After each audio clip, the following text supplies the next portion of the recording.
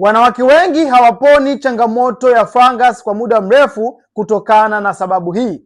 Kabla sijaendelea, hakikisha umeshare video hii, save, maana unaweza ukaitumia baadaye. Ipo sababu ambayo inafanya wanawake wengi sana wanashindwa kuweza kupona changamoto ya miwasho, changamoto za fungus katika sehemu zao za siri. Na hii ni kutokana na mtindo wao wa maisha ama lifestyle ambao wanakuwa wanakiishi mara kwa mara. Tukumbuke tu ya kuwa upande wa mwanamke katika sehemu zake za siri kuna kuwa na unyevu wa mara kwa mara, lakini nataka nizungumzie kwenye upande mmoja tu wa nguo ambazo wanawake hawa wamekuwa wakijifuta mara tu baada ya kuweza kutoka kuoga, ama zile nguo za ndani ambazo wamekuwa wakizivaa ambazo huwa wanapendelea sana kuzianika ndani kiasi ya kwamba zinashindwa kuweza kukauka vizuri, lakini pia zinakuwa zinatunza bakteria. Hali hii inamfanya mwanamke huyu anashindwa kuweza kupona changamoto ya fungus kwa muda mrefu. Anajikuta anatumia dawa, lakini bado tatizo la fungus linaendelea kumsumbua. Ukiwa ni wewe una dalili kama hizi, una fungus ya muda mrefu, lakini pia una tabia kuanika nguo za ndani, lakini pia unakuwa unajifutia nguo ambazo hazijakauka, lakini unapotoka kuoga haujakauka vizuri, unavaa nguo, acha mara moja, kwa sababu hii ndio ambayo inafanya leo hii unashindwa kuweza kupona changamoto ya fungus. Kama umesumbuka kwa muda mrefu,